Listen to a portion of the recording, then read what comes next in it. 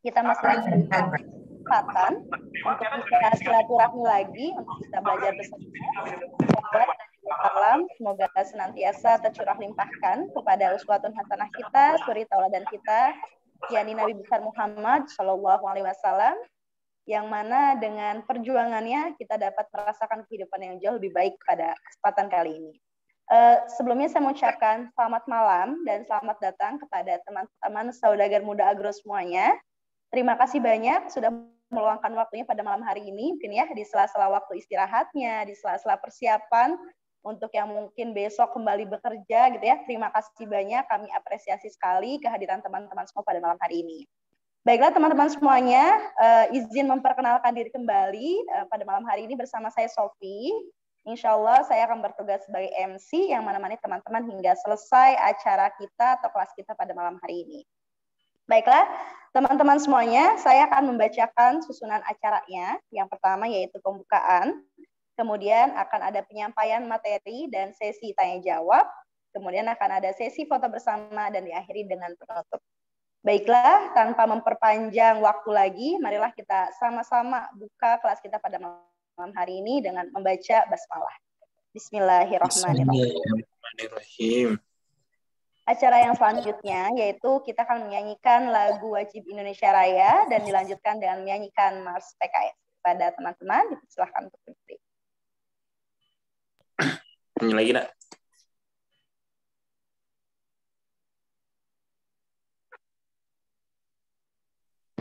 Host, minta tolong saya dijadiin co-host ya, yang akun laptop M Fajar Nasihin.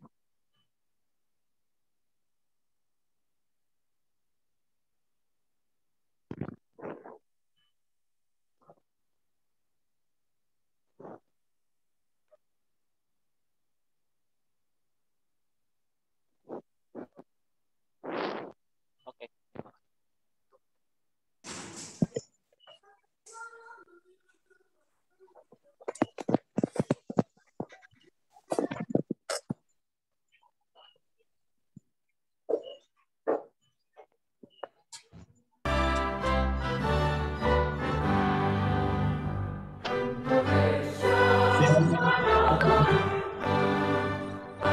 Tanah tumpah di sanalah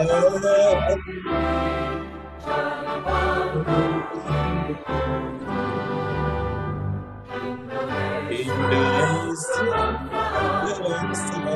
bangsa dan tanah air, marilah kita bersama.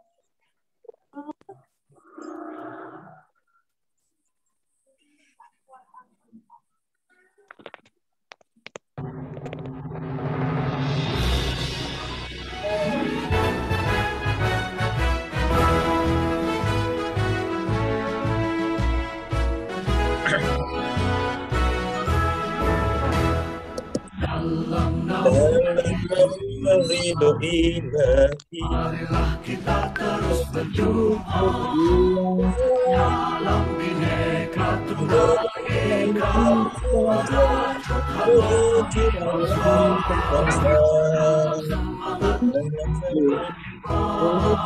menuju cita-cita dan mulia, bagai cahaya dan terang yang mudahkan yang mengenai keadilan sejahtera, hadir untuk membela menata ibu bumi, ciptakan yang mulia, sampai keadilan sejahtera, tak lelah terus berjuang dengan jiwa Pancasila, jaya cinta.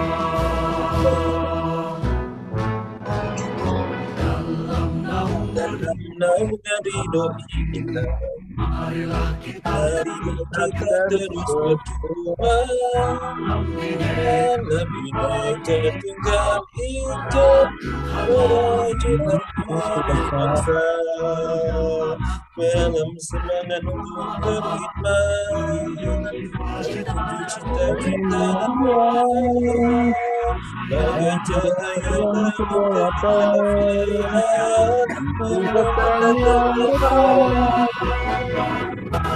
Sampai keadilan sejahtera.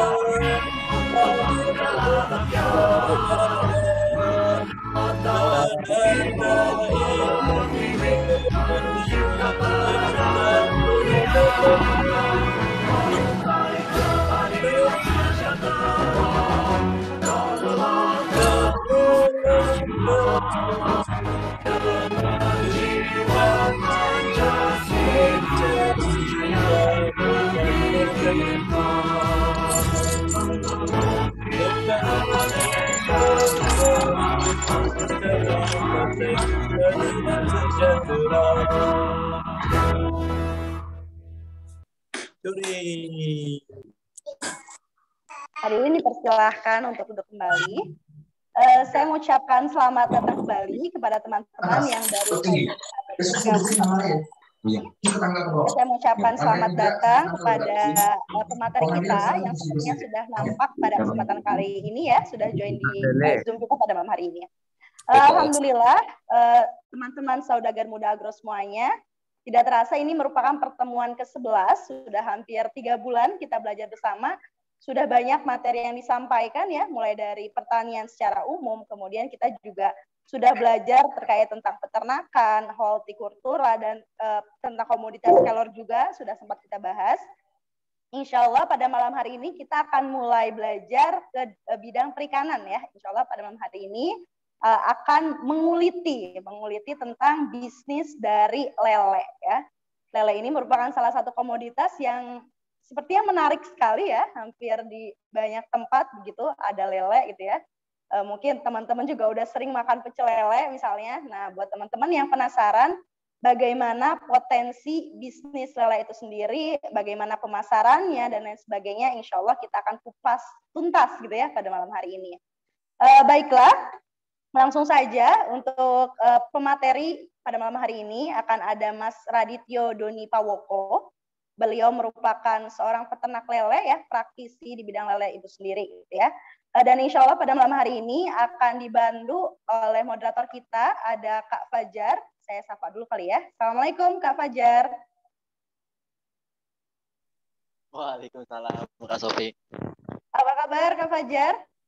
Alhamdulillah baik.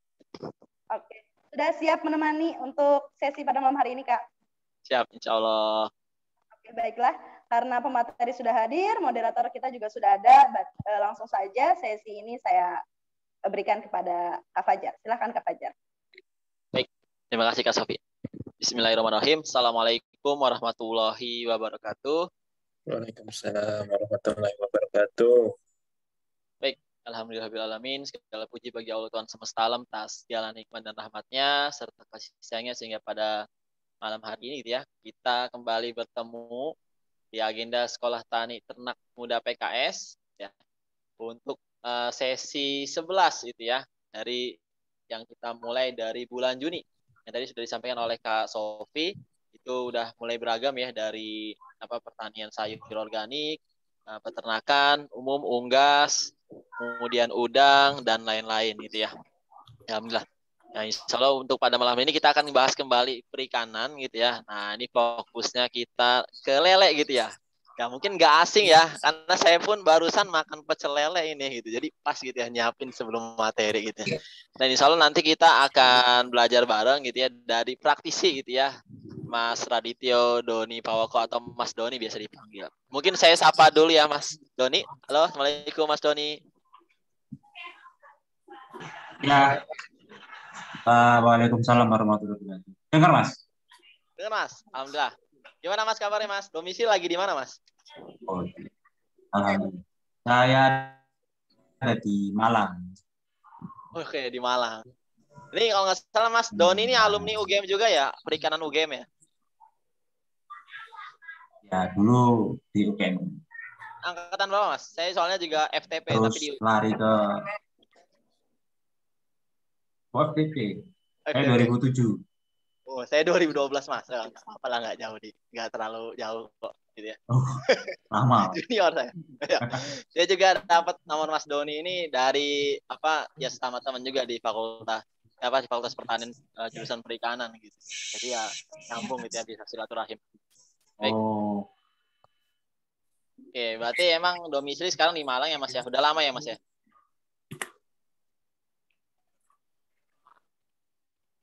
ya, hampir 4 tahun lah. Lama lah, 4 tahun.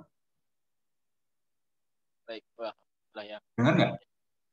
Dengar kok Dengar Mas, ya? dengar kok. Oh,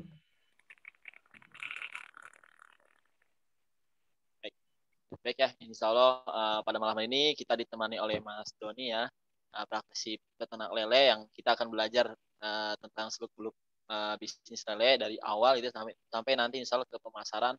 Pun juga nanti buat teman-teman seperti biasa, nanti ada link absen, monggo nanti diisi di kolom chat Zoom-nya. Lalu insya Allah kalau untuk pemaparan materi kurang lebih 45 sampai 1 jam, nanti bisa bertanya via chat di Zoom gitu ya. Atau nanti kalau mau tanya langsung, mau ngobrol langsung, nah nanti tinggal resen aja, fiturnya ada di partisipan, diklik aja, nanti cari yang angkat tangan biar kita bisa persediakan gitu ya buat bicara langsung. Oke, biar nggak terlalu lama, saya langsung serahkan ke Mas Doni kalau untuk menyampaikan pemaparan materi tentang potensi dan persiapan bisnis peternakan lele. Monggo Mas Doni. Iya. ya. Iya. Terima kasih. Assalamualaikum Ini warahmatullahi anak kayak orang kayu tuh ya kayu ini ya. Ya, jadi saya ada PowerPoint sebentar.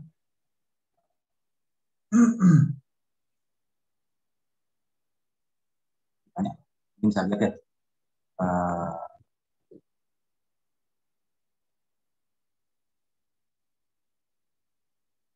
Di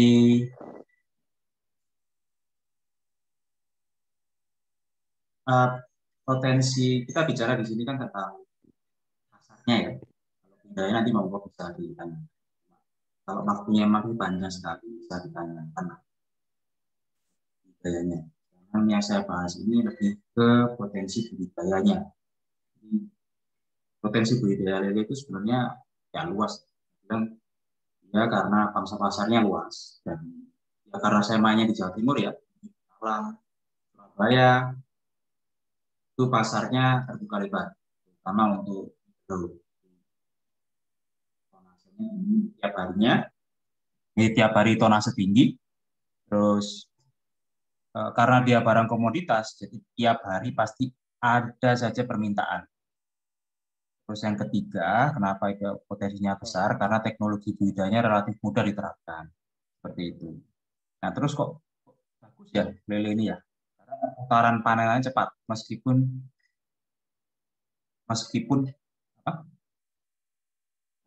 dia itu dipanen sebenarnya sama dengan ikan yang lain. Cuma karena ukurannya diminta kecil, 100 gram kan kecil. Jadi cepat saja ya putarannya. Lanjut. Jadi sebelum beternak lele, jadi sebelum betul-betul saya akan bisniskan ternak lelenya, atau kita jalankan ternak lelenya, yang harus dilihat sebetulnya itu potensi pasar di lingkungan sekitar dulu saja. Kita anggap dia itu ring 1, 2, 3 lah ya. Pertama itu kita harus sektor targetnya itu bagaimana. Targetnya itu mau premium atau targetnya itu di bawah.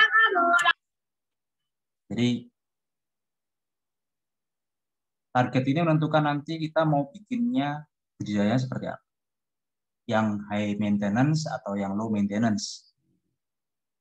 Terus nanti juga akan berpengaruh pada nilai jualnya otomatis. Yang kedua, yang harus direncanakan lagi adalah memperbanyak literasi. Jadi banyak kan di internet, di literatur atau di jurnal, mungkin ada macam-macam buku lah.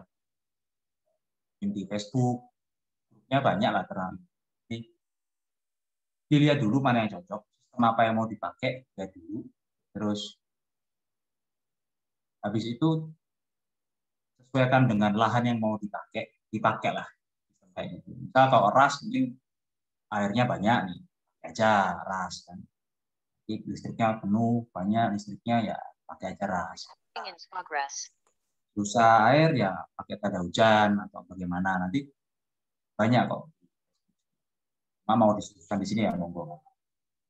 Nanti kemudian yang ketiga itu mentalnya, siap enggak? Karena ini nanti akan di maintenance, artinya bukan kalau memang kita bicara bisnis, jadi bukan cuma kesenangan yang didapat, jadi ada ya ada pusingnya, ya ada nanti pasarnya lesu, kayak gitu, ada pakannya nanti mahal, jadi sektor-sektor begitu yang harus. Yang keempat itu media pemeliharaannya, jadi semua sudah siap, ilmunya sudah oke, baru kemudian mentalnya sudah mantep, media pemeliharaan. Mau di rumah atau di nyewa tanah, silakan. Yang penting itu harus karena bisnis semuanya harus di. Kemudian perbanyak jaringan. Nah, tujuannya apa? Karena kita ini mau bentuk. Kita bilang kita kan sebagai peternak itu tidak mungkin berjalan sendiri. Kita butuh ini, kita butuh kolamnya, kita butuh orang yang mau beli barang kita. Nah, ini paling tidak mari kita jalinlah jaringan dari mana-mana biar dapat sesuatu yang karena ini komoditas. Jadi clue-nya ada di sini sebenarnya. Dari semua budidaya lele itu mau belajar bisnisnya atau belajar budidayanya, di poin nomor 5 ini ya yang saya kasih. Karena di sini itu semuanya bisa bikin lebih murah, lebih banyak, atau bahkan lebih menjual. Gitu ya. Jadi lele ini kan sering dianggap sebagai makhluk yang kotor. Kan saya pelihara lele itu suka orang ngomong lele ya lele. Lele is just. Yang bikin dia itu just lele karena gampang dibudidayakan dan banyak orang mau. Akibatnya apa? Akibatnya apa? Orang banyak budidaya. Otomatis banyak orang budidaya kan, berarti kan banyak barang. Lihat sekali bisnis itu. Banyak barang, otomatis harga ini pasti akan susah untuk naik. Jadi, akhirnya dia masuk ke barang komoditas karena saking banyak. Jadi keunggulan tadi itu juga membawa dampak buruk terhadap lele.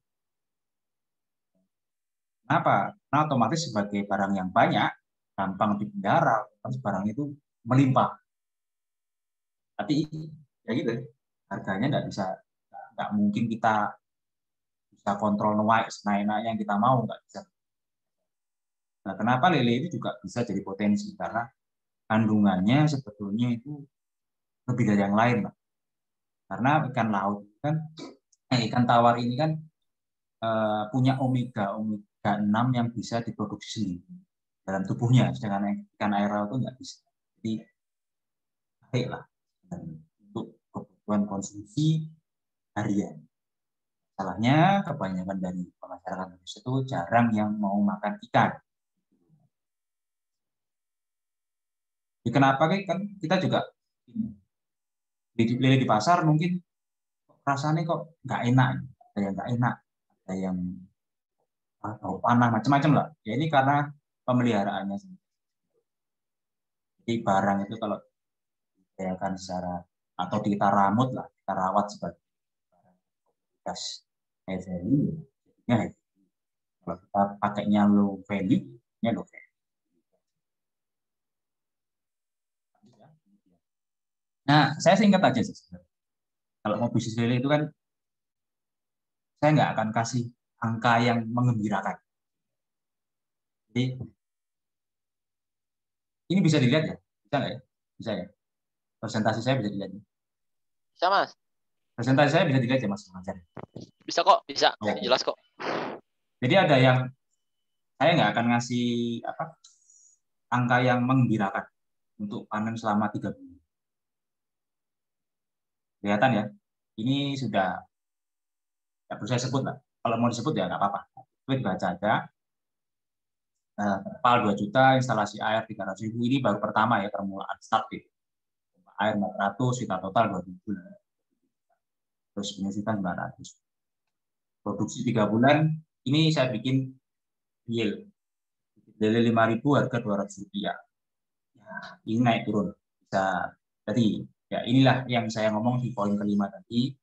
Bisa kalau kita punya jaringan bagus bisa dapat murah. Kalau kita punya jaringan bagus bisa dapat pakan. Jadi hampir 90% itu kan serapannya di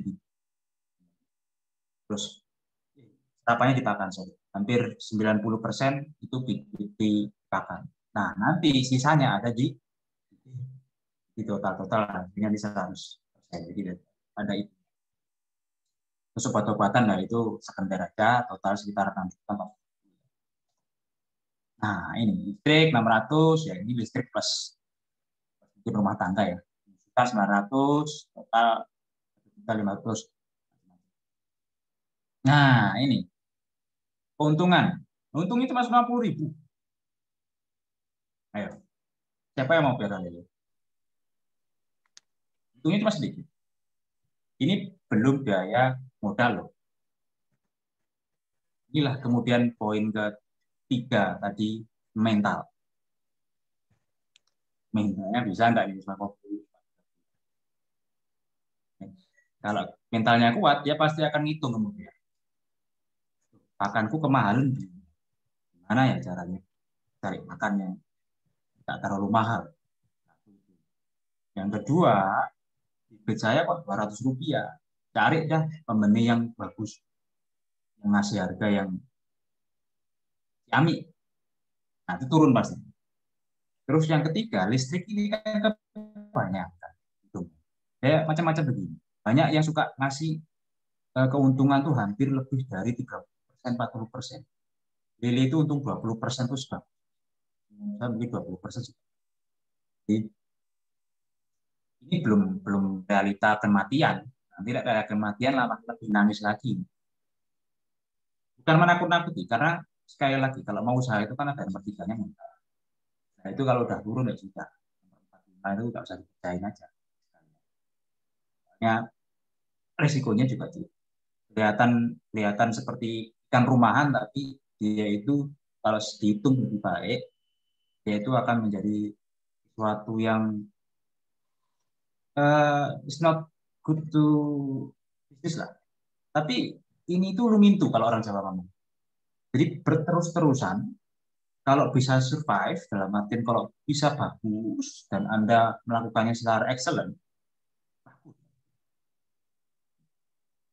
Dengan punya kreatif, inisiatif, ya misal nih, macam-macam ya, kalau kita mau nge-range-nya.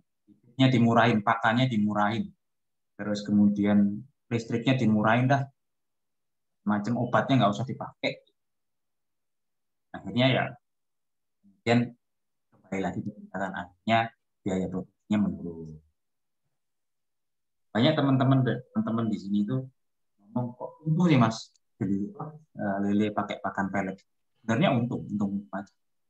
Tapi yang jadi masalah itu kalau harga jualnya tetap harga pelet naik. Di sini kan semua orang budidaya lele itu pakai pelet ya, nggak semua lah beberapa. Nah itu harga per bulan ini aja, per tahun ini sudah 5 kali naik. nilainya tetap. Inilah barang komoditas itu ya begitu. Musuhnya cuma dua, stok sama harga, perang stok atau perang harga. Nah, kemudian poin terakhir, ini yang terjadi jika kita tidak mengurangi daya tahan, daya tahan dan lain. Terus kalau ada karyawan, tenaga karyawan. Karyawan ini kan fixed cost. Dan pakan itu variabel cost. Kan variabel cost di itu juga variabel cost. Yang jadi karyawan, sewa menyewa, penyusutan, sama listrik. Listrik itu fixed cost kalau belum masuk ke nanti jadi variabel suatu saat. Lanjut ya. Nah, ternak itu macam-macam. Ada yang pengen beternak bisnis, ada yang pengen beternak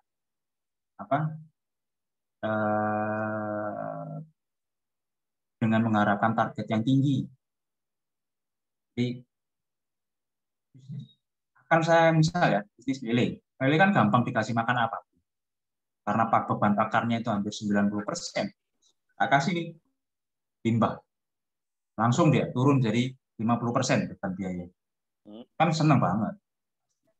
Nah, apakah ini nanti banyak kontroversi ya? Apakah kita pakai bangkai itu atau pakai ini bagus?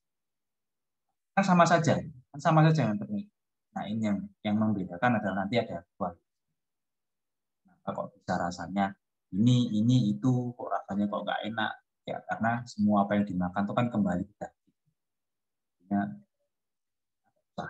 ini orang sih masing-masing bisa maksakan. Yang pasti itu takwa culture kan dari sini ada foto ini gerakan presiden. Jadi kalau ketemu barang itu bagus atau enggak itu bisa dilihat dari lemak-lemak. Ini kan lele, bukan ikan tuna.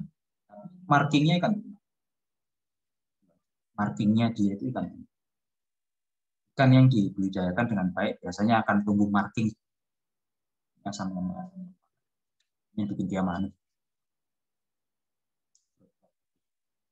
Ini kalau di plating mirip cakalang atau tuna yang ya sama. Kalau lele itu seperti ini. Airnya begini. Yang unik adalah ketika kita pakai teknologi, air ini nggak akan bau, nggak akan mencemari polusi udara lah. Tetangga nggak akan berteriak-teriak minta tolong bahwa mengganggu sepi. Banyak ke farm Jakarta sini Mas kok airnya nggak bau, ya, karena kita pakai orang ngomong probiotik kan banyak faktor macam-macam. Gradasi aman. Oke, ini tips dan triknya distribusi lele. Jadi budidaya lele kan banyak, tapi masalahnya cuma satu. Jualannya gimana? Cara-cara budidaya lele itu banyak. Biasanya itu masalahnya itu pemasarannya bagaimana? Ya, pemasarannya cuma satu. Silakan kalau mau ikut yang mau ya mantapnya lah. Lele itu peliharanya gini. A, B, C, D, E, mau ikut yang ada, yang sesuai dengan budgeting, yang dilakoni enak. Nah, tips dan triknya tadi target produknya premium atau standar. Ini menentukan nanti mau budidaya seperti apa yang dibilang dan target pasarnya seperti apa. Kalau premium, nah bikinnya kan harus kualitas, rasa. Nah, itu pemilihan pakan yang bagus, benih yang bagus, itu jadi syarat utama. Tapi cost-nya pasti tinggi. Kalau kemudian standar, usulnya nanti akan komoditas. Usulnya nanti barang. Kalau di sini sih harga eceran lele sekitar 1.000 itu paling bagus. Kalau paling ketemu Napoli yang paling Yahud, itu harganya 15. Yahud itu. Jadi kemudian yang kedua itu kenali medannya. Jadi sebelum bikin lele tadi kan, taruhlah kita sudah bikin lele lah ya, macam-macam. Sebelum dia masuk usia panen, kita sebenarnya sudah harus langsung nyari pangsa pasarnya. Ring 1, ring 2, dan ring 1 ini ya sekitaran lah, dengan jalan kaki, ketemu teman tetangga, mau lele ini, lele itu, wah nanti ring 3, dan seterusnya. Kalau dapat ini, itu tuh akan di poin ke 4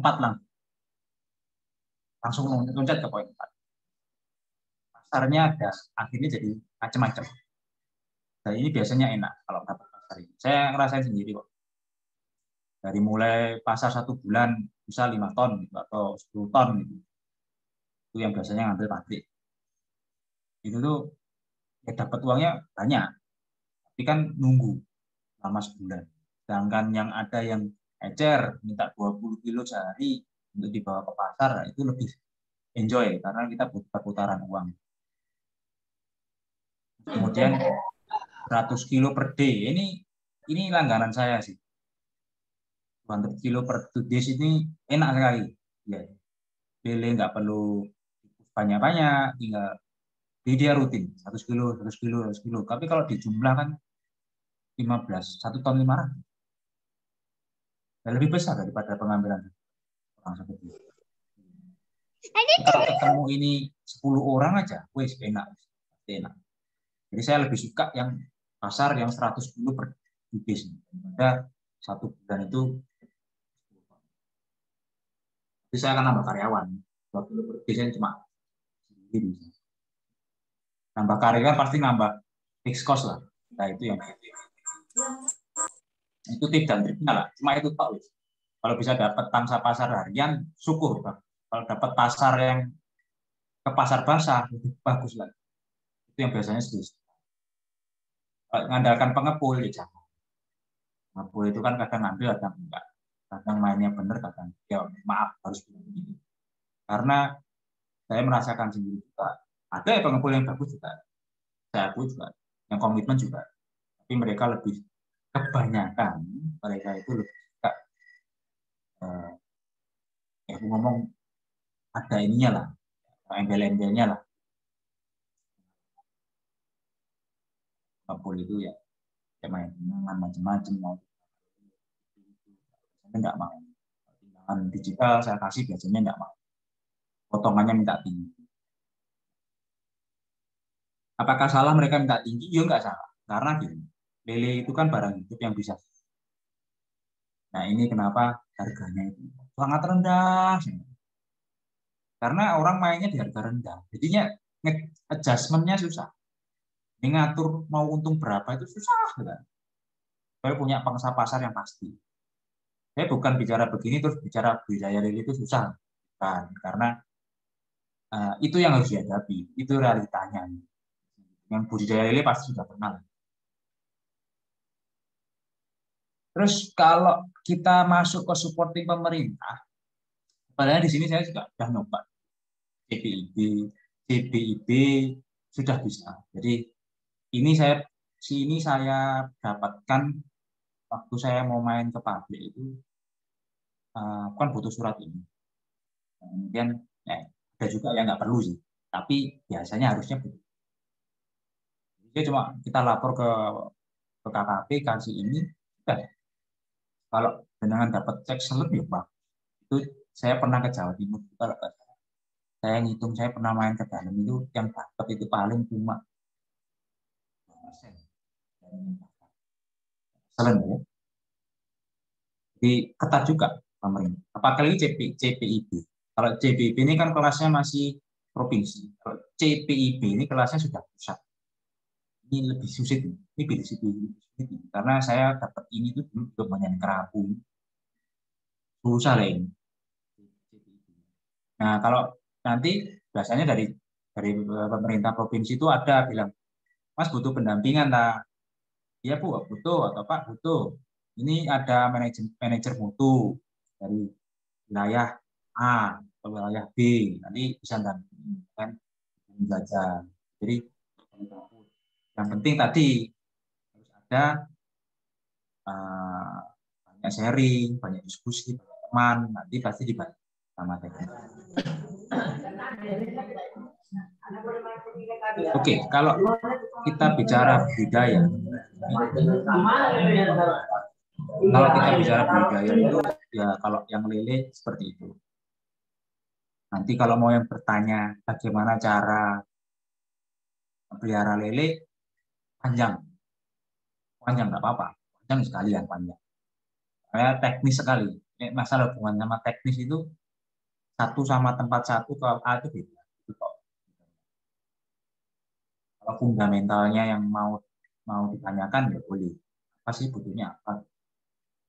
Sementara dari saya itu mungkin ada kurang jelasnya, mohon maaf. Bisa ditanyakan. Nah, ada pertanyaan, mohon silakan. Atau nanti harus tambah lagi, ya boleh. Poin mana? Terima kasih. Baik. Alhamdulillah ya, terima kasih pada Mas Doni atas pemaparan materinya gitu ya. Ini menarik gitu ya. Karena memang beberapa teman saya yang kuliah gitu ya Mas ya, juga banyak yang beternak lele. Bahkan dia jurusannya ilmu politik gitu ya.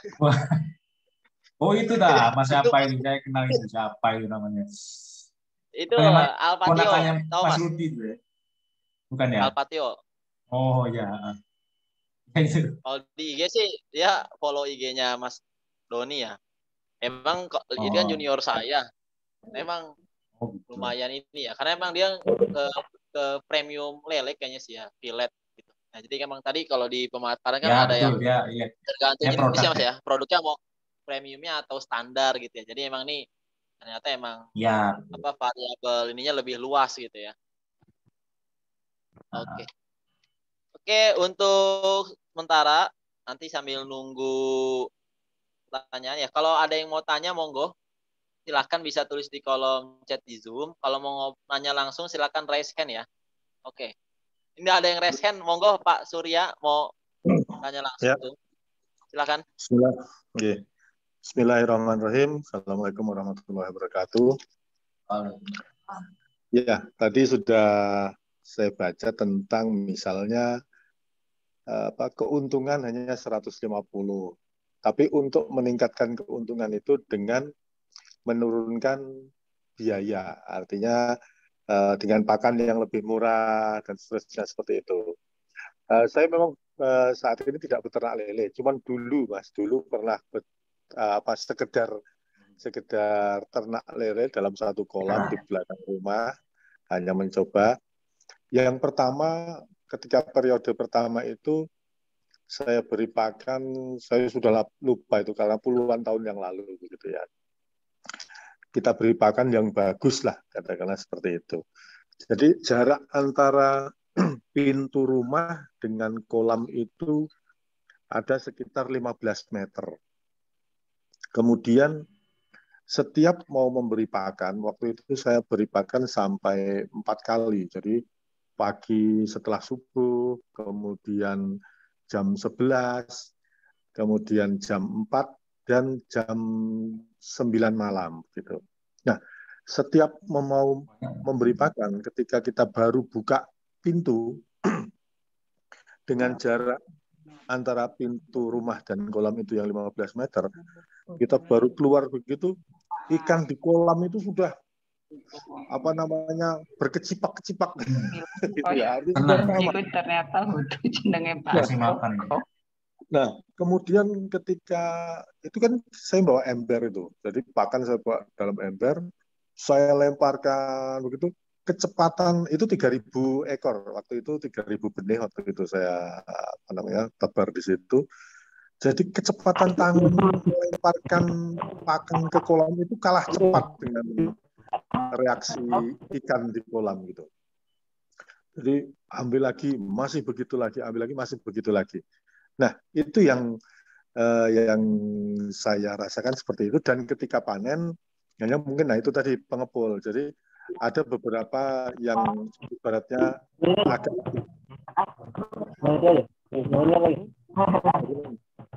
suaranya bisa didengar. Akhirnya yang katakanlah yang disortir oleh pembeli itu sedikit. Nah, kemudian periode kedua saya coba turunkan waktu itu, saya coba turunkan kualitas pakannya. Saya coba turunkan kualitas pakannya, hanya satu karung hanya selisih 10.000 kalau tidak salah waktu itu. Artinya itu sudah 15-an tahun yang lalu sudah ada itu. Hanya selisih 10.000. Nah, apa yang saya rasakan di periode pertama itu tidak terjadi lagi. Jadi buka pintu mau ngasih makan itu, ibaratnya lele biasa saja gitu. Ketika pakan dilemparkan ke kolam gitu, ibaratnya lele juga tidak seramai, tidak serius ketika waktu periode yang pertama yang pakan yang bagus. Jadi hanya lambat sekali gitu. Habisnya hanya sedikit pakan itu.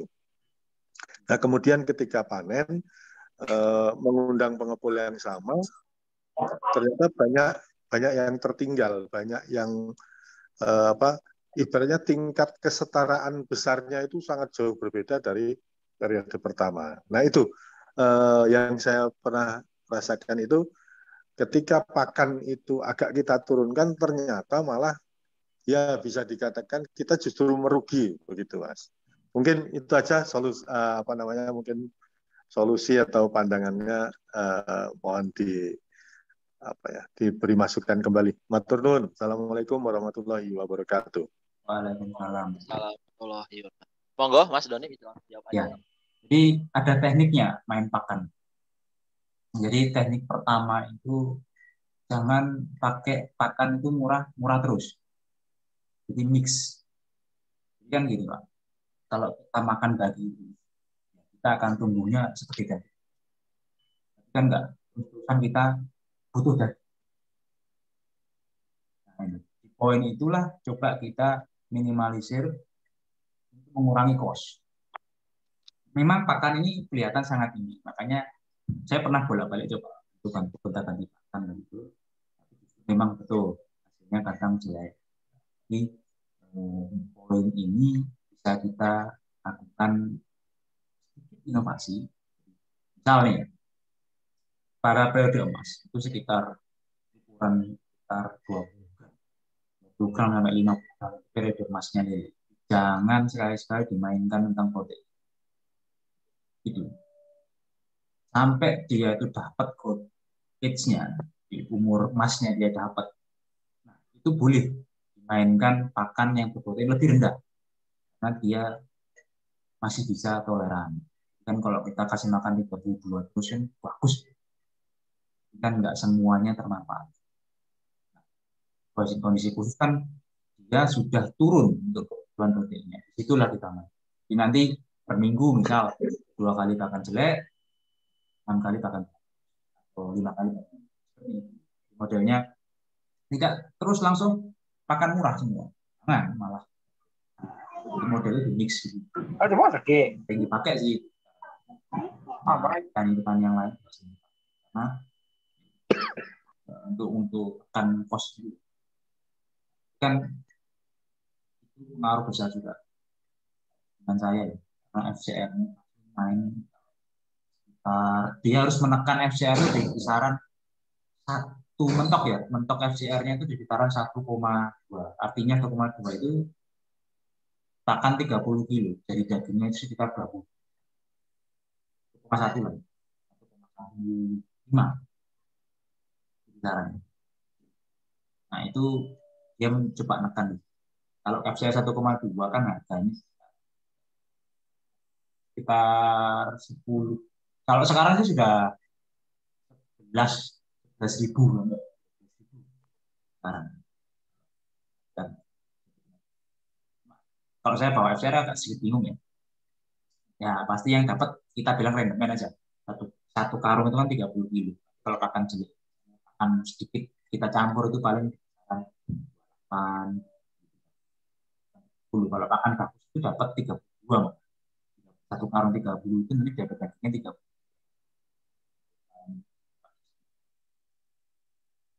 Jadi kalau pengepul sudah zaman dahulu kita bilangnya, karena saya sudah pengepul sendiri, jadi sudah ngerasain ngepul sendiri, ngerasain susahnya ngepul juga.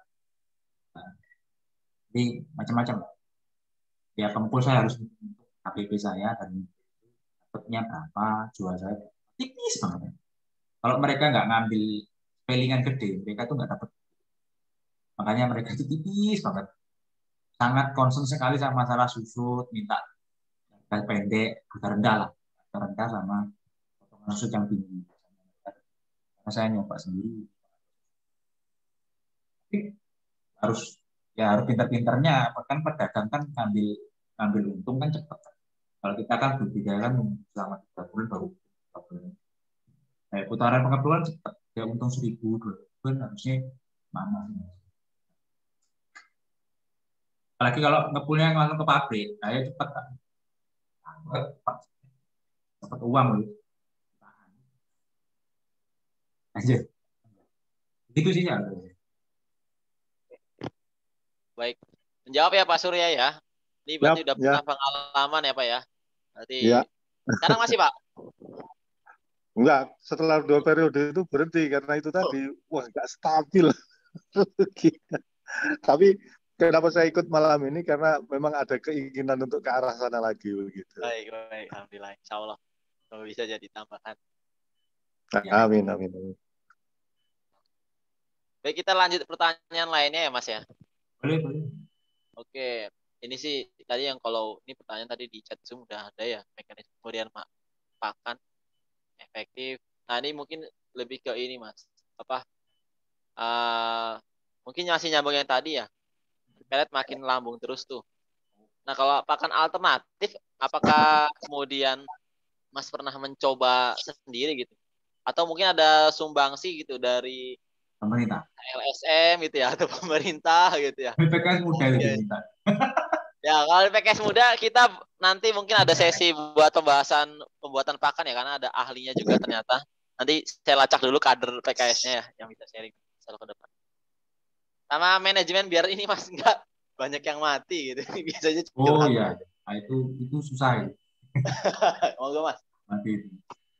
Ya, jadi kalau saya jawab pertanyaan dulu yang pelet makin melambung terus ini yang memang ya enggak pakan pabrik itu kan hampir berapa persen itu kan lebih lah dari 50% atau 60%. Ikannya pasti impor.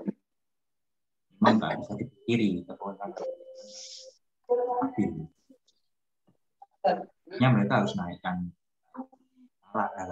kan. Terus seandainya pakan alternatif ini banyak, tapi tergantung ketersediaannya. Yang murah ya tiren, bagi masak masukin. Karena kita kalau di sini ya yang sehat karena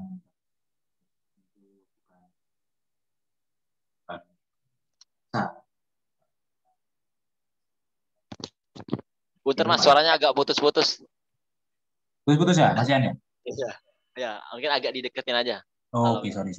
Jadi kalau pelet itu melambung terus ya itu tadi. Pakai wajar dia nambung karena memang ekspor ya, impor dia itu makanya rutahnya dia, ini rutahnya lagi ikannya. Terus kalau pakan alternatif boleh, apa aja yang ada di situ pakai apa gitu boleh. Tapi yang pasti jangan sembarangan bikin pakan alternatif, nanti dikasih roti jadi bully, lelenya jadi bully. Karena ada juga yang dikasih roti ya nggak tumbuh. Terus bilang sama saya, Mas, ikannya mah agak tumbuh, bibitnya jelek ya. Loh, dengan kasih apa? Roti. Tuh, bulilan. Kurang itu, Pak. Kurang dagingnya, hamnya, sama hotdognya, sosisnya, itu. Sekalian. Dan memang nggak bisa dipaksa. Kalau roti ini kan hampir seluruhnya karbohidrat. Mana dia bisa? Ya, mintanya protein. Nah, kalau udah ya mungkin di dekat pantai bisa pakai, monggo silakan. Tapi pasti taste ikannya akan berbeda. Maggot, oh ya maggot bisa sih. Di sini ada sih kalau datang tiba-tiba, Mas ada yang pernah pakai maggot nggak Mas? Oh, ada juga. Tapi saya pernah nyoba, tapi saya nggak tahu pengalaman lainnya. Karena maggot ini kan kitinnya tinggi, yang diselubung kan tinggi. Terus ini nggak bisa kemakan sama ikan, nggak bisa dicerna. Intinya keluarnya pasti bentuknya maggot. Jadi kalau dia pup itu bentuknya maggot yang panjang gitu. Jadi ujung-ujungnya malah rusak air. Kalau mau ngasih yang belum dewasa, tapi ya siapa yang mau milihin kecil-kecil satu-satu itu Oh angel, iya, iya. angel kayak gitu ya. Kalau mau ya nggak apa-apa. Ya tiap hari ya tangannya keriting kan. Tapi ya maggot memang bagus sih, sama menunya tinggi juga. Jadi kalau mau pakai mending dikeluarin giginya, pur gitu terus campur pakai apa. Saya juga pernah nih, itu kan semuanya hitungan tuh FCR ya. Sapi kan namanya karkas. Ini namanya bukan karkas ya. Di sapi itu ya FCR sama sih. Karena kalau karkas kan dari daging sama tulang. Kalau gile juga FCR sama.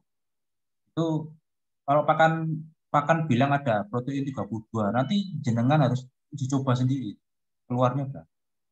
Saya pernah dikasih tahu, Mas ini bagus nih FCR-nya 1,5, 1,2. Tak tes loh, FCR-nya 2, wow. Jadi kalau makan pakai pakan itu 1 kilo, hasilnya cuma jadi 0,5. Ya rugi. Kita pakannya 8.000. Kalau harus makan 2 kilo, dikasih makan 2 kilo, lirinya nunggu sekilo, ya harganya sudah 16.000 harga pakan. Ya, harus nyoba. Harus coba. Terus apa lagi? Biar nggak mati ya. Biar nggak mati itu Ya, banyak. meminimalisir. Pertama itu benihnya harus bagus ya. Jangan beli benih yang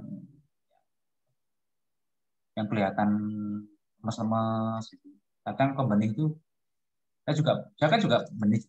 Masalahnya kadang ada juga pembenih itu yang ngasih kayu manis, kayak apa kayu putih. Hari itu besok macam-macam. Pilih bibit yang bagus dulu. Kemudian bikin air. Cara bikin air ini kan macam. Kalau saya juga belajar dari YouTube lah. Air yang panas, yang cocok. Kalau tempat saya ini kan dingin ya. Jadi kalau itu agak lebih susah. Airnya kan air seni. Bikin hijau dulu. Airnya bikin hijau dulu. Itu namanya air matang kan. Bikin hijau dulu, baru tebar. Biasanya sih seminggu sih, atau 3 hari 4. Nanti nyamuk-nyamuk. Jadi ditutup pakai gitu. Oke, berarti kalau buat air awal benih itu penyesuaian dulu ya Mas ya buat benihnya ya. Iya. Terus ya, teknik ya. Jangan langsung dikasih makan besar. Sebar itu malamnya dikasih sebar. Sebar malamnya sebar. Terpakan ya. Terpakan nanti sehari ya sekali. Jadi 2-3 makan sampai 5 hari. Terus makanya jangan lupa dikasih air. Itu.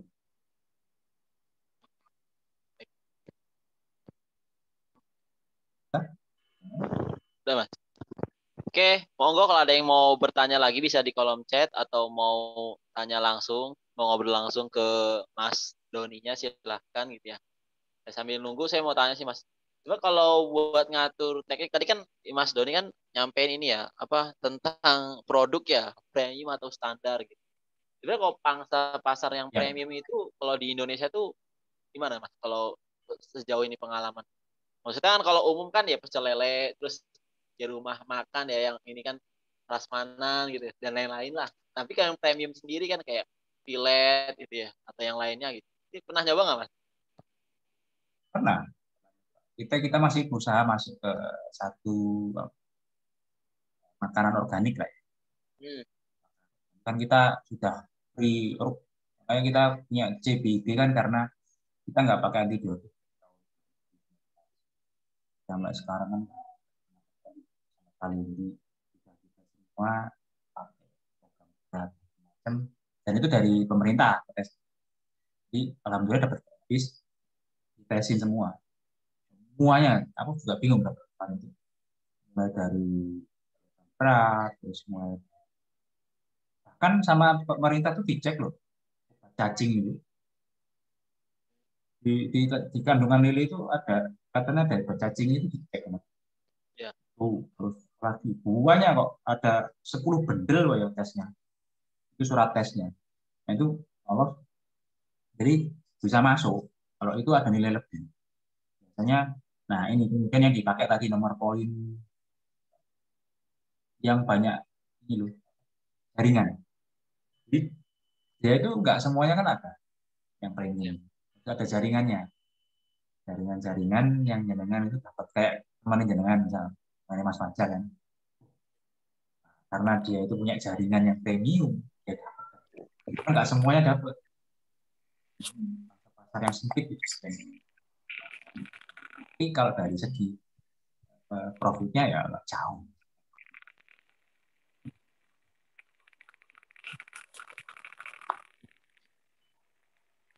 Kalau masalah pabrik ekspor, kan saya pernah.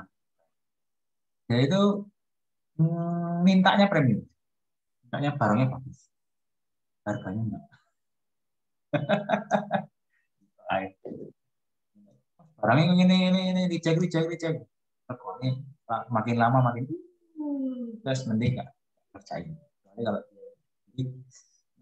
yang nggak asik adalah ketika mereka itu saya minta premium, barangnya harus bagus, harganya sama ya. Oke. Balik kanan. Udah premium harga sama nih repot juga ya. Karena komoditas Mas, ya nggak salah. Iya, Kan semua orang ngejarnya keuntungannya. Iya Barang raw material pasti ditawarnya nanti. Oke, Mas Doni ada yang tanya nih, pelet yang bagus selain merek high profit ada nggak Mas? Oh ini punyanya, sorry ya saya nyebut nomor merek ya, bukan saya di endorse ini. Punyanya Pokpan kan? Oh. Profit Ya. ini. Memang bagus, dia ini stabil. Saya ingat banget. Semua orang pakai ini, saya pakai ini Mas untuk mengembalikan performanya mereka. Ini terkenal.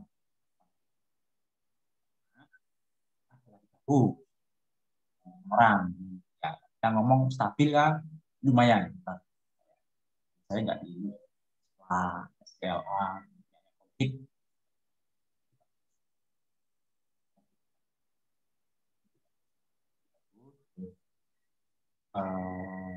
kemarin punya Tonggu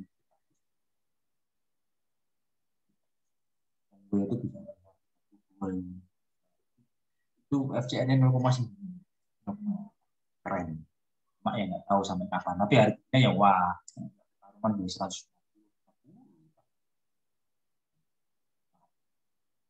Itu mah ya tipenya sekitar. Kalau jualnya lele 16.000 ya, untungnya kan cuma 4.000, 5.000 ya, ya 5.000.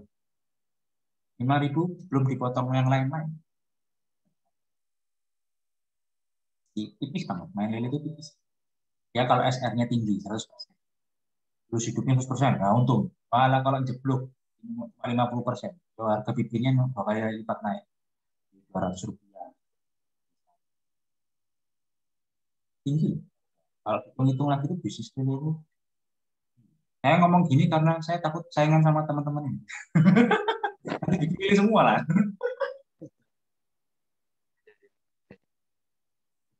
Gini ya, yang lucu adalah yang lucu itu gini. Pengepul itu suka.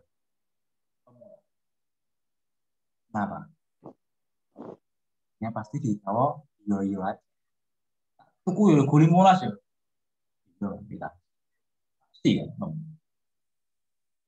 Nah, mereka nggak ngitung-ngitung mungkin barangnya itu aja. Pengepul itu paling suka gitu. Kambingnya di sini. Makin banyak mencoba, makin senang. Kalau peternak enggak, makin nakut-nakutin peternak. Saingan. Oke, ada lain? Oke. Monggo kalau ada yang mau tanya langsung, mau ngobrol langsung, silahkan, atau mau tanya via chat itu masih ada waktu ya, masih lumayan panjang. Masih panjang ya? Masih panjang. Oke, mungkin ini sih Mas. Kan kalau waktu itu sih sebenarnya kan pernah dapat berita ya waktu itu tuh. apa yang sampai diekspor tuh lele. Nah, itu kan apa metode pakai bioflok ya? Semi lah. Saya bilang saya semi. Oleh vlog itu kemarin ada ketidakstabilan. Yang jatuh itu pH-nya turun ke 6. Itu bahaya. Jadi, kalau ekspor itu ya enggak. Yang penting gini, ekspor itu yang penting ya clue-nya adalah ikannya harus hitam. Ekspor clue-nya ikannya harus hitam. Biasanya pabrik itu maunya ukurannya itu rata. Nah, caranya kita grading. Terus ya hitung lagi kalau mau ya, kalau uangnya pasti ya uangnya nggak kayak ini pengepul yang lain. Kalau saya bayar seminggu lagi enggak lah, pabrik paling 3 hari.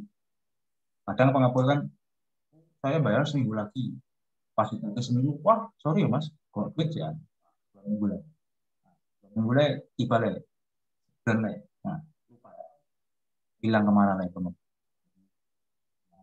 nggak semua tapi ya.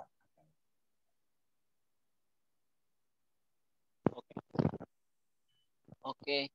Monggo kalau ada yang mau bertanya. Oke, kalau sambil nunggu saya coba ini lagi. Jadi kalau Mas Doni sekarang di Malang ini ngelola berapa kolam, Mas? Saya itu mulai berapa? Paling 100-an ya. Mas minta tolong ada ini nggak Mas? Apa headset gitu, earphone? Nggak ya, nggak pas ya. Suaranya putus-putus ya. Iya kadang putus-putus kalau agak jauh dari laptop gitu ya. Iya, saya nggak punya itu. Rusak. Nggak ada ya. Ini aja ya. Udah, gitu aja ya. Oke. Ya ya. Sebenarnya kedengaran kok, cuma kadang ada yang putus aja gitu. Boleh. Oke. Nah kalau misalkan ini Mas, kalau lele kan lagi ngetren juga ya, apa hidroponik terus dikombinasikan sama lele. Sebenarnya potensinya itu bagus nggak ya? Atau dalam artian ya cuma sekedar penambah aja gitu. Kalau secara hasil itu bisa nggak sama yang kayak fokus gitu, emang kayak kolam lele khusus ya, yang kayak Mas Doni gitu. Ya tergantung dia punya pasarnya itu. Kalau harusnya pengepul itu kan nggak mau ngambil. Dia pasti kan kebingungan itu yang produksi itu mau buang kemana kan. Kalau nggak ada yang ngambil, mereka mau jual kemana? Pertanyaan.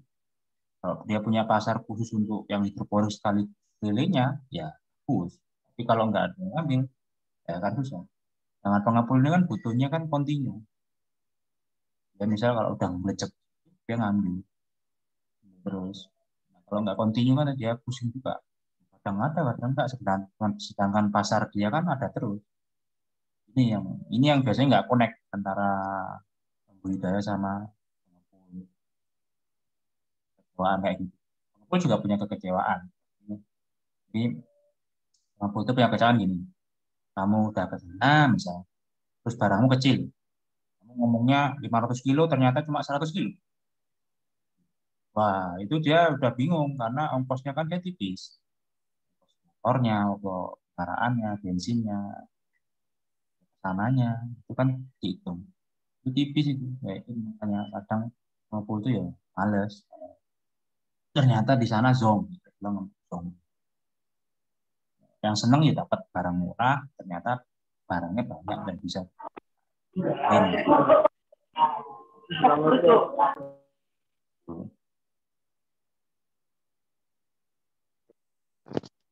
Baik, monggo kalau ada yang mau bertanya, silahkan Ya, via chat ataupun mungkin kayaknya banyak yang pemula kali ya Mas ya. Jaga ini. Iya, kalau nggak apa-apa tak jelasin satu-satu yang mau benih kayak gini bisa aja.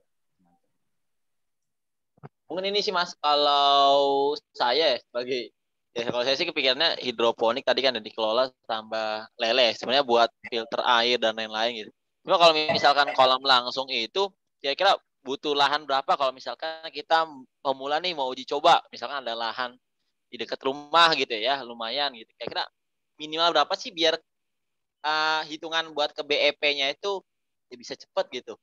Mungkin nggak terlalu lama. Kalau mau ya sekitar 8. 8 kolam. Setting aja 8 kolam. Satu kolamnya menghasilkan 200 kilo. Jadi per minggu, per 2 minggu dia panen misal kan 8 ya. 8 kan butuh 2 bulan ya. Nah, per 2 minggu dia panen. Satu siklus lele kan 3 bulan.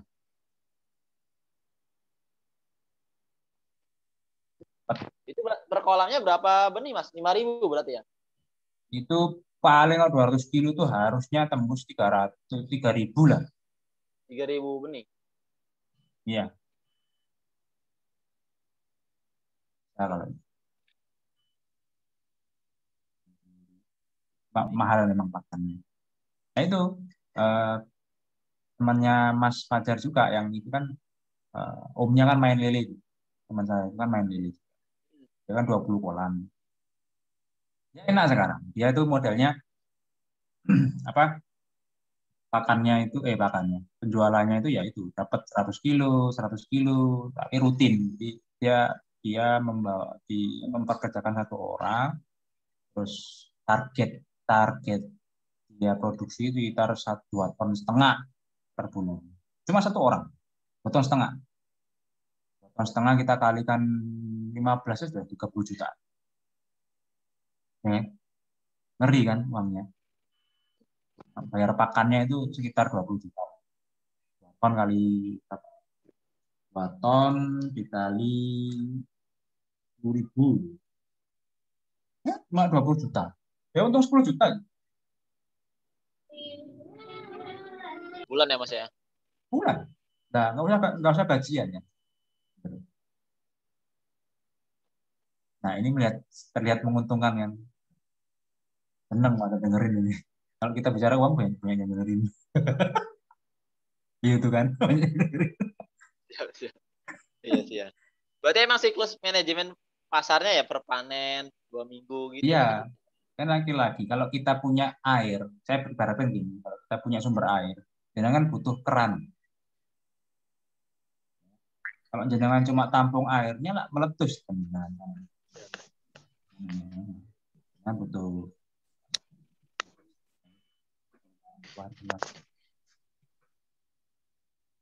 kalau melihat enak loh, kalau jangan punya produk, jangan bikin lele misal, terus jangan punya dosen, jangan jual 30.000, itu untungnya jangan jual 300 pack itu 9 juta sendiri.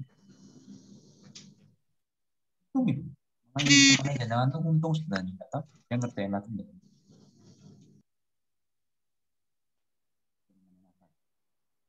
Mas, ada yang nanya juga, Mas. Per kolam 3.000 itu ukuran berapa, Mas? Ukuran D3 itu. D3 meter. Kalau kotak ya sekitar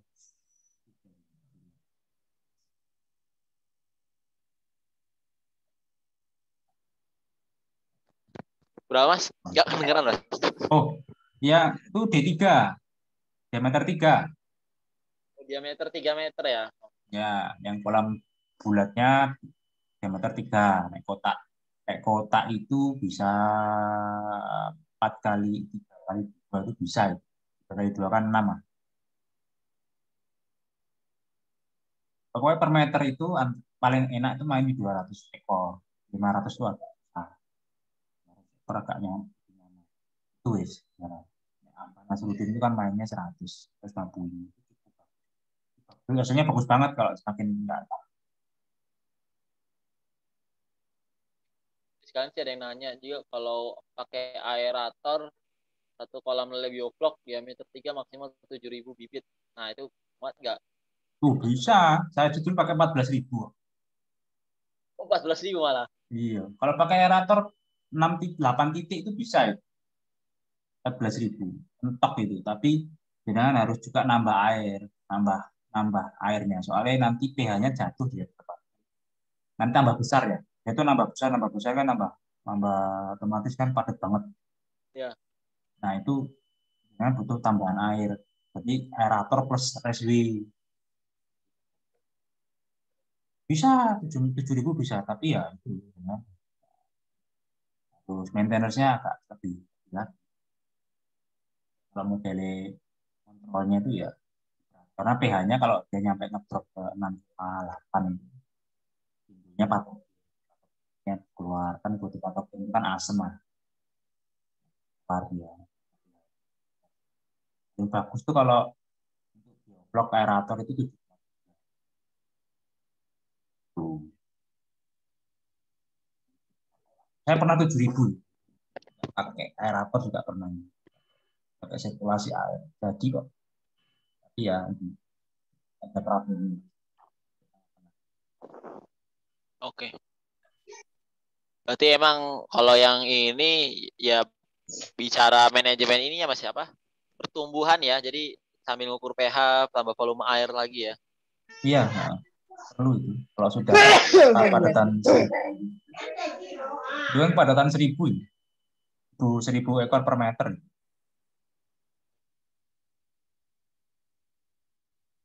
Harus 10 kali lipat lebih teliti lah. Mas Anang juga padatan 200 ekor per meter tanpa aerator bisa. Banyak teknik kok. Yang punyanya Mas Adi Malang itu kan dia 500.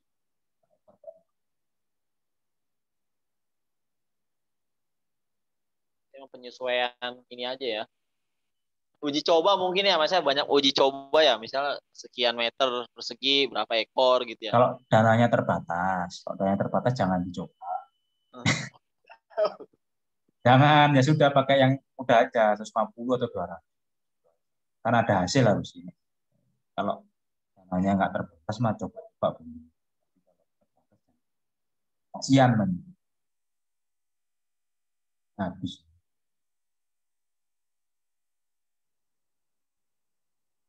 Oke, monggo ada lagi yang masih mau bertanya atau mau ngobrol langsung? Kalau teknik mah sampai malam nggak apa-apa. Teknik. Monggo. Ada yang mau tanya teknik-teknik gitu. Kalau Biar saling pasar ya diskusi. cuma begitu saja sih. Pasar kemarin saya kan nyoba di pasar ya, pasar basah. Jadi nggak gampang juga jual di pasar basah. Soalnya mereka tuh sudah ada langganan kan. Pasti perang harga. Harus pasarnya ikan itu kan pagi sekitar tengah malam sampai subuh. Kalau main di siang ya paling dapatnya cuma 2 kilo gitu. Harus pasang.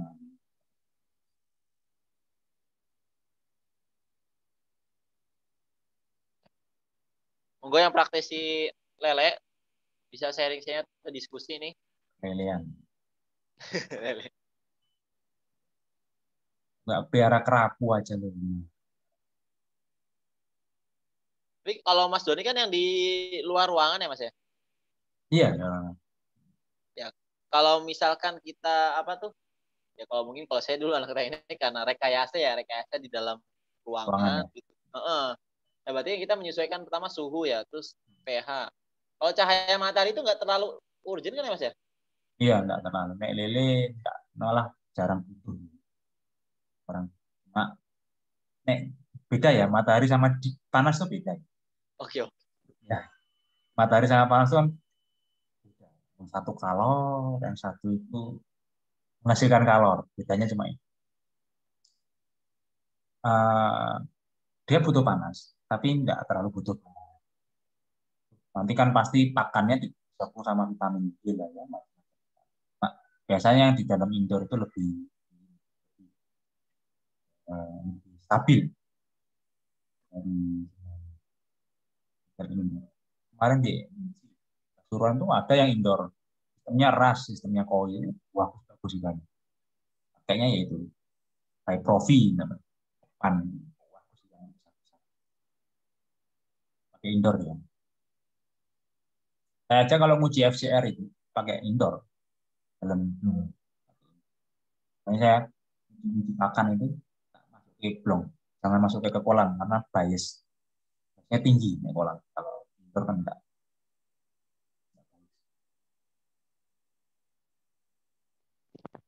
Oke, baik. Monggo, nih ada lagi yang mau bertanya kah? Kita tunggu nih.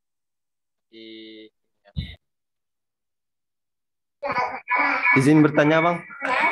Oh, silakan Mas Anam. Bang, kan pakai aerator kan bisa maksimal 7.000 dengan diameter 3 gitu. Kan kata Abang, kalau banyak populasi itu kan sering jatuh pH. Itu bagaimana solusi untuk mengatur pH-nya gitu? Kalau pH ini kan jatuhnya karena kemudian dia jadi amonia. Yang keluar itu H, nitrat ya sih. Yang keluar H, ini asam. Itu pasti ngedrop. Jadi untungnya pakai aerator, ini dibuang langsung. Buang keikat sama O. Itu jadi enak, dia bisa keluar. Nah, semakin padat, otomatis pasti akan begitu terus. Sampai ketemu nanti keseimbangan bakteri. Nah, ini kan susah. Makanya maksimal itu jangan kuat nggak maintenance-nya. Karena bisa aja dia ngedrop jam 1 malam. Saya pernah di jam 1 malam itu dia ngedrop. Kayak gitu. Enggak. Memang aerator itu menolong kok. Kalau aerator itu menolong sekali untuk handle pH. Ya, sampai seberapa dia menolong. Makin banyak aeratornya harus semakin. Memang pH-nya naik-naik terus, tambahin aja aerator. Naik-naik. Kalau memang nggak kuat aeratornya, sudah kasih air kotoran terus. Habis makan, dikocor. Terus 24 jam, nanti kan pengganggunya hilang. Pengganggunya itu hilang. Air kan jadi air baru. Kayak punya India itu kan gitu. Kasih makan kan full. Akurnya dia kan. Artinya diusahakan air itu tidak dia maintenance dia, karena dia maintenance air itu kan susah. Karena dia cuma membuang saja airnya. Ya, gitu. Ke ras gitu. Dari ke reswi. Daily reswi. Full. Mungkin ada yang kurang jelas?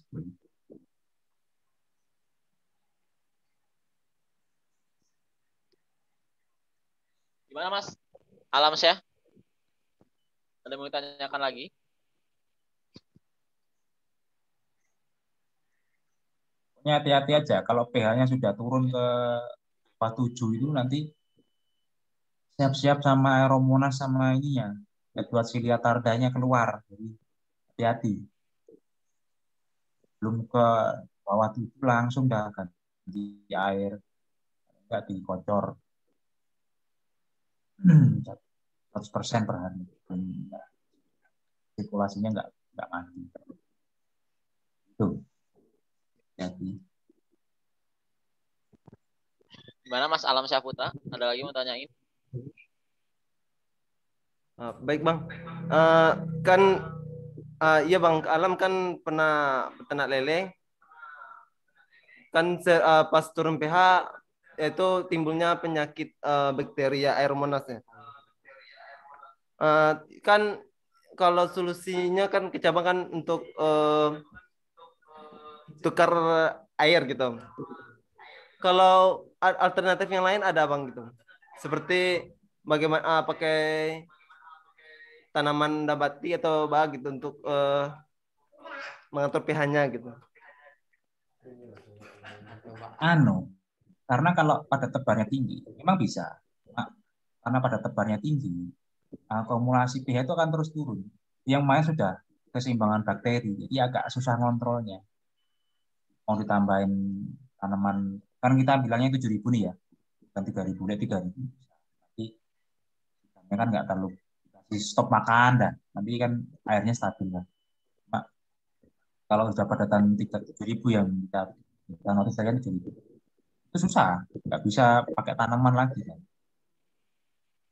Karena ya itu makin banyak keluar kresinya, terus jadinya bakterinya tumbuh lebih cepat. Kita kejar-kejaran sama bakteri, jadi pasti kalah aja manusia sama bakteri. Itu sih kalau tanaman ya ada lah tanaman untuk bantu paling, tapi sebanyak apa sih bisa dimasukin kolam kan? Terus rontokin satu ketapang pohon itu kan juga nggak bisa. Jadi alangkah baiknya kalau sudah terserang bakteri itu langsung diprocor airnya. Gitu. Nah, nih, kalau sudah kelihatan, biasanya bakteri itu muncul jam 10 malam. Saya notice terus. Dia itu kalau kelihatan mulai error itu jam 10 malam itu ada kan yang matanya udah buka. Itu segera langsung diambil. Terus langsung untuk bawang putih lah, macam-macam lah. Bawang putih biasanya manjur. Bawang putih, yo harga bawang putih harus sekilo berapa? Masukin berapa jadinya? Ini jadi bawang goreng. Nah, makanya nggak efektif malah. Mak hanya sewaktu itu aja. Lama-lama kambuh lagi. Malam langsung dihandle biar. Soalnya kalau malam nggak dihandle jam 10, biarkan besok lagi besok itu tambah banyak lipatan. Lipatannya itu langsung pangkat loh. Jadi misal hari ini matinya kelihatan 1, besok itu bisa 8. Yang sudah 8 itu sudah bisa banyak nanti masalah. Malam itu langsung ya, misalnya kelihatan malam itu diangkat 1 ekor terus ada kasih makan. Buang besoknya. Kalau dulu saya pakai antibiotik sekali 2 kali, terus kemudian tidak sama saya, tidak bisa, gagal antibiotik terus.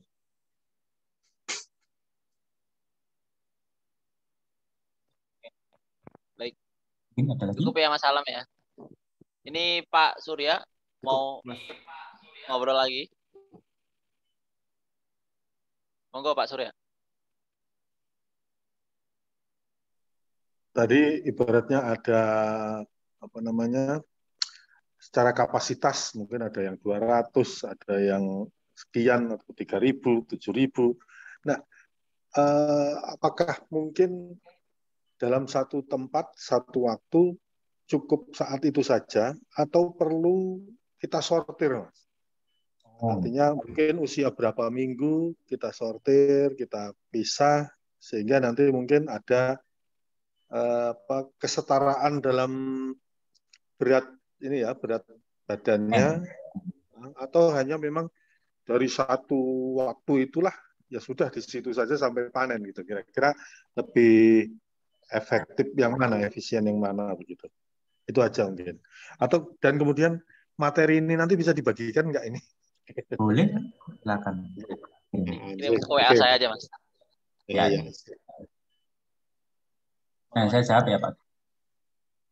Intinya ini, kan itu kan kalau tumbuh kan sama kayak kita kan, jangan diganggu. Jadi makin diganggu, makin malas dia tumbuh. Intinya cuma itu. Sebisa mungkin jangan digrading. Tapi kalau yang muncul sudah ukurannya beda-beda, jadi paling bagus itu tebarnya agar besar. Kita nggak perlu. Kan juga makan waktu, makan biaya kalau kita pakai tenaga.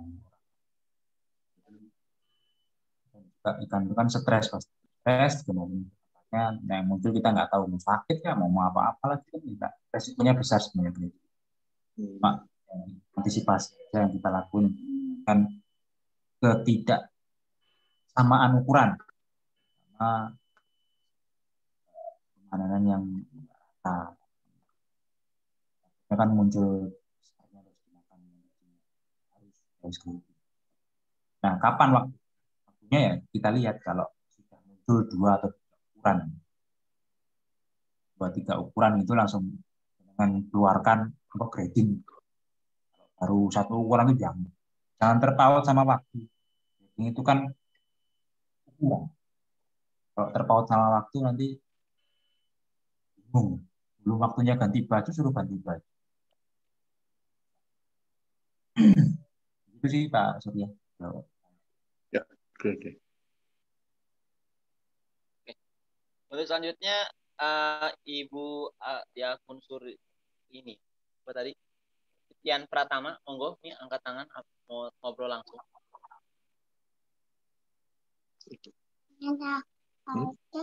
Kapan satu Ibu Setian Pratama.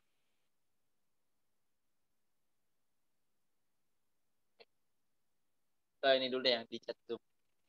Ini Mas, kalau pakai aplikasi Feeding Rate, nah itu bisa jadi rujukan nggak Mas? Kira-kira ini dari Pak Dil Rahmadi Aryaman. Saya belum pernah pakai aplikasi Feeding Rate sih. Harusnya bisa. Belum pernah ya Mas? Dan juga ada aplikasi. Ya, keren. Ya, 4.0. 4.0 for me.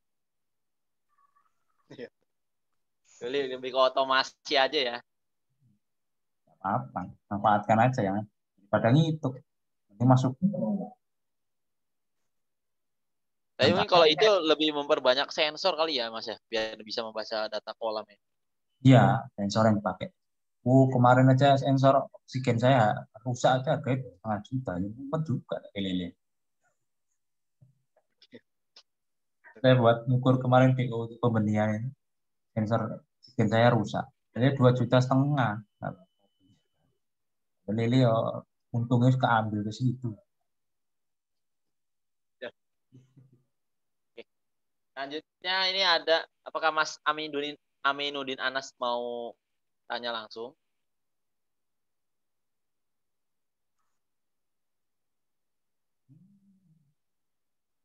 Halo Mas Aminuddin Anas.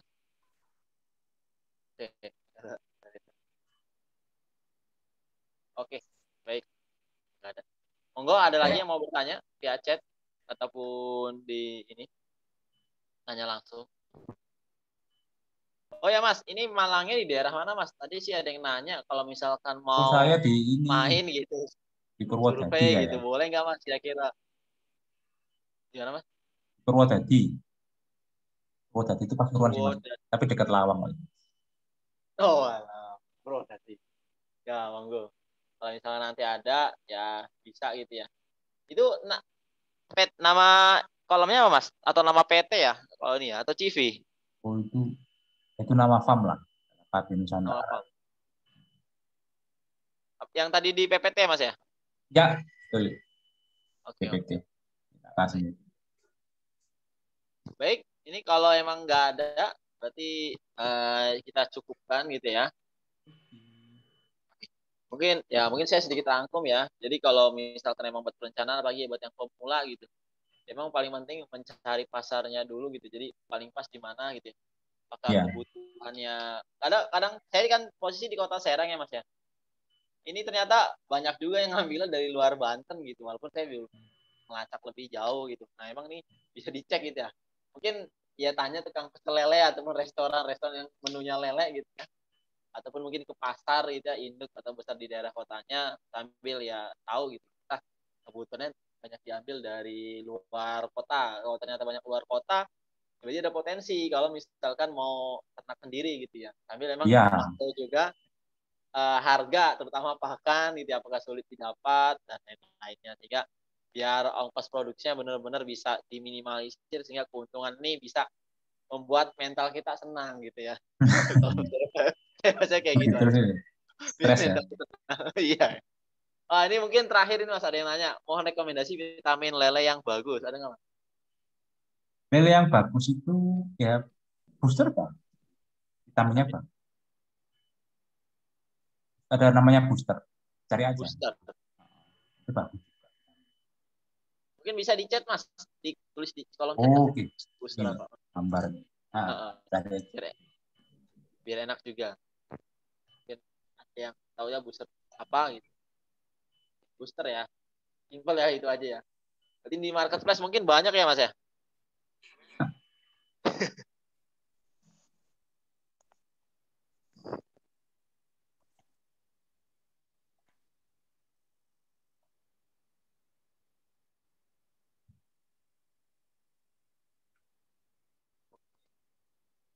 Monggo.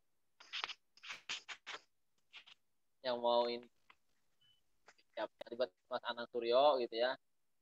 Nanti bisa kalau mau. Soalnya di sini juga peternak magot itu kan banyak. Oh, Baik. Terakhir, mungkin closing statement Mas, terkait ya biar motivasi kita gitu, hal-hal yang perlu diperhatikan dalam ya terutama mau merintis bisnis lele gitu.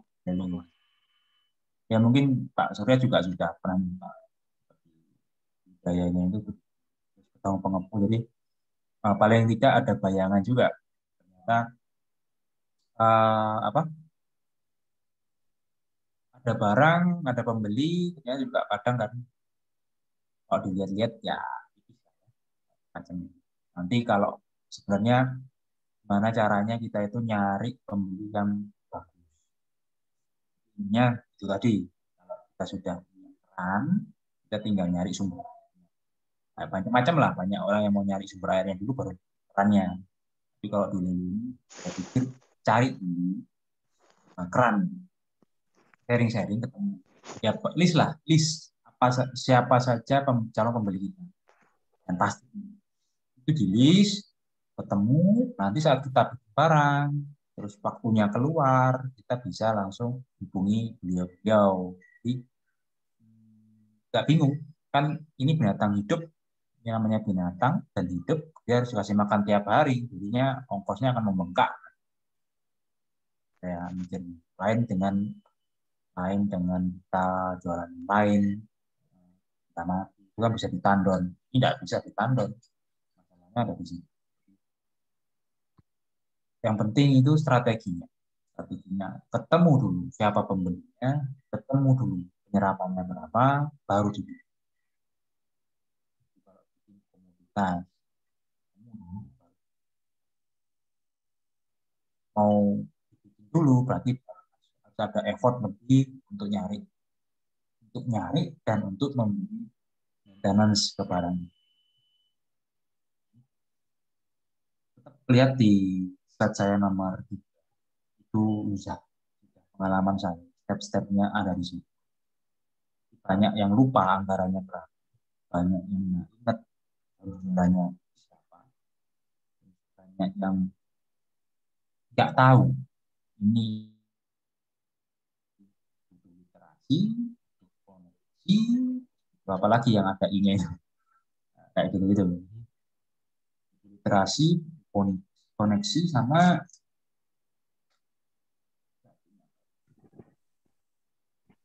mentality pasti itu penutup dari data. Rencanakan saja, semua butuh perencanaan, semoga jangan asal bikin terus kaget atau merugi. Kan purpose-nya itu ngasal bikin, ya, purpose itu cuma sekedar lewat atau itu kan beda. Purpose-nya diperbaiki dulu, tapi banyak literasi sama mentality. Dari saya. Baik. Jadi emang literasi juga jadi di catatan ya, dan mental karena memang biar menguatkan dan meyakinkan. Baik, terima kasih pada Mas Antoni ya atas kesempatannya nih udah bisa sharing-sharing gitu ya. Nah, sukses dan berkah buat aktivitasnya Mas. Nah, semoga teman yang lain yang terima kasih ya, ini bisa sama gitu ya, menjalankan bisnis lelenya gitu ya. Nah, bisa maksimal. Ya. Baik, mungkin sebelum ditutup gitu ya, kita foto bersama dulu aja ya. Jadi monggo silakan dinyalakan kameranya semua. Dan buat yang belum absen, monggo silakan absen ya. Bisa diisi di ini di chat Zoom ya. Baik, langsung saja ya saya hitung ya. 1, 2, 3. Oke. Lagi.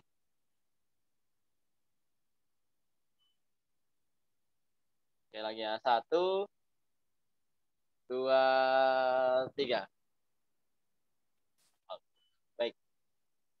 Baik, terima kasih. Saya lanjutnya saya kembalikan ke MC. Monggo Mbak Sofi. Iya, terima kasih banyak. Alhamdulillah, terima kasih banyak kepada Mas Doni untuk pemaparan materinya, juga Fajar yang sudah menemani ya, memandu sesi kita pada malam hari ini. Juga terima kasih banyak nih kepada teman-teman saudagar muda agro semuanya yang sudah berpartisipasi, bertanya dan sebagainya. Mudah-mudahan sesi kita pada malam hari ini bisa memberikan insight atau pengetahuan yang baru ya, bisa menginspirasi teman-teman juga nih yang baru mau memulai barangkali ya, baru mau mulai berbisnis di lele lagi, atau mungkin tadi ada yang pernah nyoba bisnis lele ya, budidaya lele, terus sempat off gitu, bisa mulai lagi nih. Tadi mungkin yang saya highlight paling penting dari Mas Doni itu, yang penting perencanaannya harus matang ya, jadi jangan gubrag-gubrug asal-asalan terlalu bersemangat asal bikin gitu ya, tapi tetap harus ada perencanaan, ada perhitungannya. Mudah-mudahan ketika sudah direncanakan dengan baik, hasilnya pun akan baik. Seperti itu ya. Sekali lagi terima kasih banyak Mas Doni sudah sharing pada malam hari ini. Sehat selalu, lancar-lancar bisnisnya. Terima kasih teman-teman yang sudah hadir hingga akhir acara ya. Kita sudah sampai di ujung kegiatan gitu ya. Maka oleh karena itu alangkah baiknya kita sama-sama tutup kelas kita pada malam hari ini dengan membaca hamdalah. Alhamdulillahirabbil alamin. Saya selaku MC dan juga mewakili teman-teman dari PKS Muda Bangun Desa yang bertugas pada malam hari ini, mohon maaf jika ada hal-hal yang kurang berkenan. Mudah-mudahan apa yang sudah kita pelajari bisa diterapkan di dalam kehidupan sehari-hari gitu ya, untuk membangun bisnisnya dan lain sebagainya. Akhirul kalam, wabillahi taufiq wal hidayah. Assalamualaikum warahmatullahi wabarakatuh. Sampai jumpa di kelas selanjutnya. Terima kasih teman-teman semuanya. Terima kasih Kak Sofi. Terima kasih semuanya. Yang ketinggalan di share aja kali itunya. Kesimpulannya di share aja, mohon di share. Ya Pak, nanti di grup Telegram ya peserta. Ya, ya ketinggalan masalahnya ini. Ya. Baik. Oke, terima kasih ya.